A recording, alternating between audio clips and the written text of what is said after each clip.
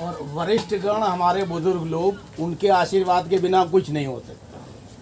मेरा ये आग्रह है कि जैसे अरविंद केजरीवाल ने एक नारा दिया है कि एमसीडी में भी केजरीवाल, भारतीय जनता पार्टी 3 बार रह चुकी है एमसीडी में, वो भी चौथी बार सरकार बनाने की बात कर रही है। तो हम लोग अगर सारी राजनीतिक दल और स्वयंसेवी संगठन जो हैं एकजुट होकर हम लोग अगर ये नारा दें कि एमसीडी में इस बार फौजी सरकार, क्योंकि फौजी लोग की एक इमेज होती है कि वो राष्ट्रभक्त भी होते हैं, भ्रष्टाचार से दूर दूर उनका नाता नहीं होता है।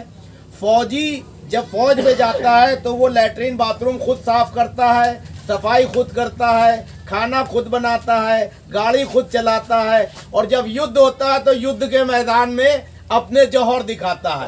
तो दिल्ली नगर निगम का काम है सफाई करना, स्वच्छता करना, पर्यावरण को जो है स्वच्छ बनाना। ये सब काम जो है एक फौजी से अच्छा और उसकी देख रेख से अच्छा कोई नहीं कर सकता। बहुत बढ़िया। तो नगर निगम में हम लोग शुरुआत करें, पूर्ण बहुमत से हम लोग सरकार बनाएं।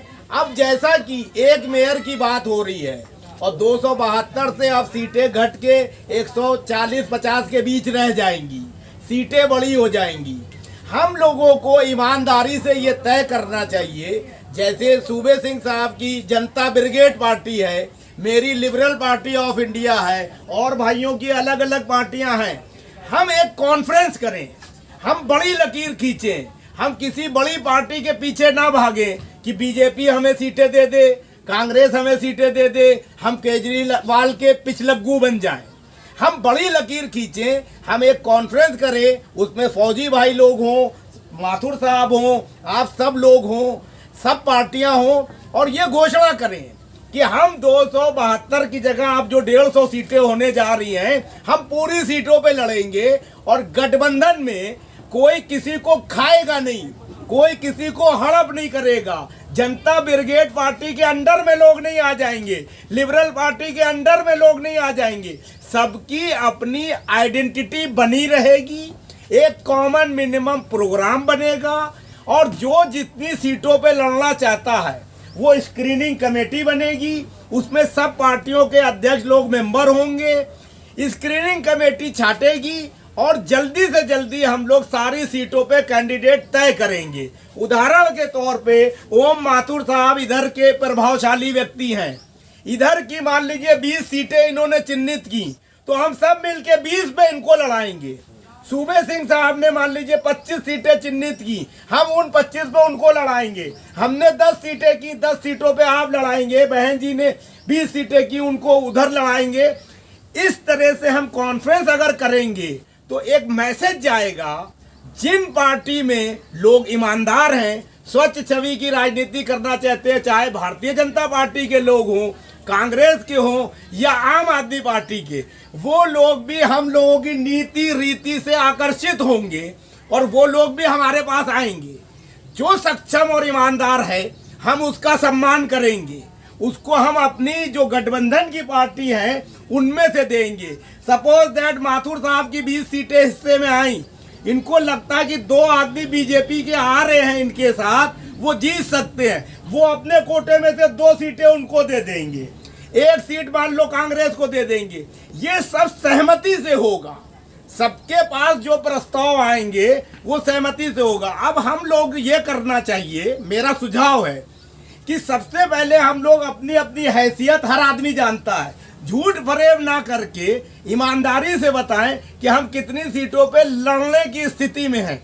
आगे चल के स्थिति सुधरेगी तो सीटें बढ़ा लेंगे।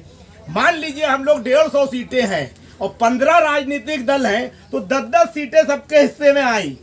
कोई आदमी 5 सीटें ही लड़ाने की स्थिति में पहुंचता है तो बची हुई 5 वो अन्य किसी दल को दे देगा, वो चाहे जनता ब्रिगेड हो, चाहे ओम माथुर जी की हो और चाहे मेरी हो। मकसद हमें जीत हासिल करना है। मकसद ये नहीं है कि जनता ब्रिगेड के कितने निगम पार्षद आ गए या मेरी पार्टी के कितने, सब हमारे हैं। जब एक बार गठबंधन हो गया तो सारे निगम पार्षद हमारे हैं। हमें ये सोचना है कि किसी भी तरह से हमें सत्ता हासिल करना है और नगर निगम में अच्छे से चला के 2025 में विधानसभा पे नजर रखना है। जब हम अपना प्रदर्शन कर लेंगे तो हमें आगे आसान होगा।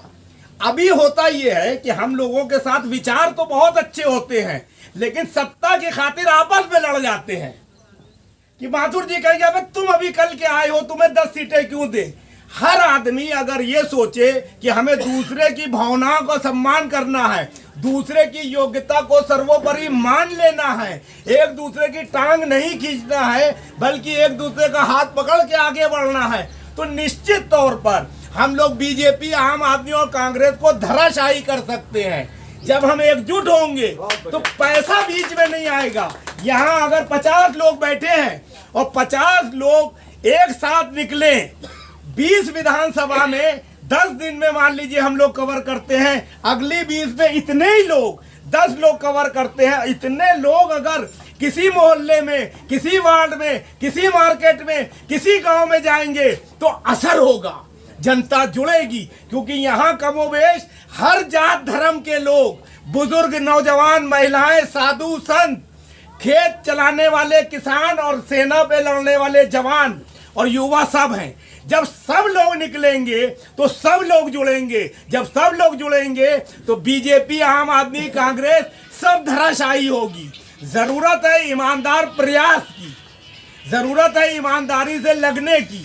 तो इसलिए आज की मीटिंग के बाद सब भाई लोग ये तय करें कि ये बात हम लोग मीडिया के मार्फत एक लड़ाई पैदा करें दिल्ली में, ताकि जो बड़ा मीडिया है वो मजबूर हो जाए हम लोगों की खबरें दिखाने को, हम लोगों की विचारधारा को फैलाने को, और हम लोग बड़ी लकीर खींचेंगे। जैसे केजरीवाल कहता है डीटीसी में महिलाओं को फ्री कि वो फ्री देता है, हम हर घर में एक व्यक्ति को नौकरी देंगे 20,000 रुपए की। जब 20,000 की नौकरी हम देंगे तो 6,000 रुपए जो बच रहे हैं एक व्यक्ति के परिवार में, वो अपने आप भुगतान कर लेगा, स्वाभिमान के साथ जिंदगी जिएगा, भिखारीपन पे नहीं रहेगा, नालायक नहीं बनेगा, नकारा नहीं बनेगा। जब हम ये बात प्रभावशाली तरीके से मीडिया में कहेंगे तो मीडिया हमारी बात को दिखाएगा।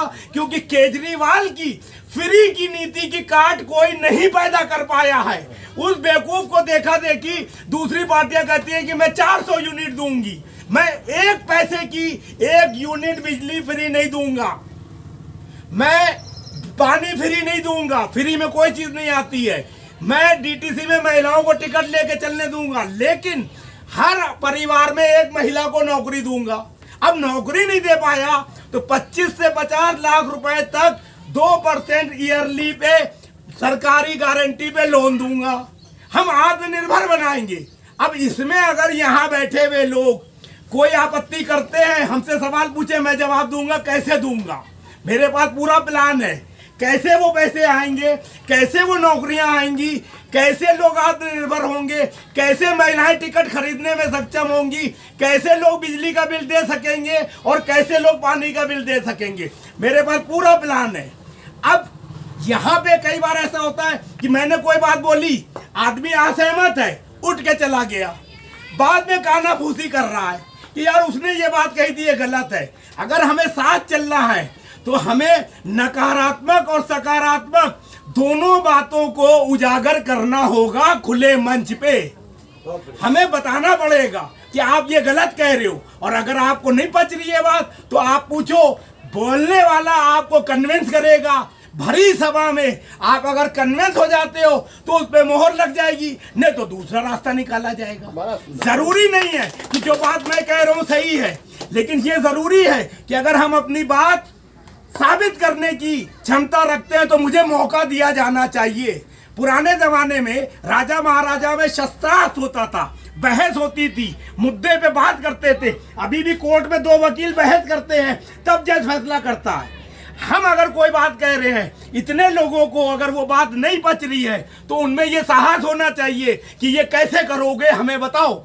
मैं बताऊंगा भरी सभा में। अगर बताने के बाद सभा में ज्यादातर लोग कहते हैं कि सही है तो उस पर आगे बढ़ जाओ, गलत कहते हैं तो पीछे हट जाओ। तो एक मीटिंग इसके बाद जरूर रखी जाए और हम लोग योजना पूरी मीडिया में दें, ताकि चाय की दुकान पे, पान की दुकान पे, गांव में, चौपाल में ये चर्चा हो कि जनता ब्रिगेड के नेतृत्व में ये फौजी सरकार का क्या कॉन्सेप्ट है, ये लोग क्या करना चाह रहे हैं, तब हम लोग चर्चा में आएंगे। तो हमें पैसा भी कम खर्च करना पड़ेगा, अच्छे कैंडिडेट खुद चल के आएंगे। कोई माथुर जी से मिलेगा, कोई सूबे सिंह से मिलेगा, कोई संत जी से मिलेगा, कोई मैडम से मिलेगा, कोई हमसे मिलेगा कि भाई हमें टिकट दो। तब हमारे पास सैकड़ों हजारों कैंडिडेट होंगे। हम फिर स्क्रीनिंग करके ईमानदार, सक्षम और जीतने वाले को चुनाव मैदान में उतारेंगे। जय हिंद, जय भारत। लाजवाब विचार, लाजवाब विचार। ये बात तो खोल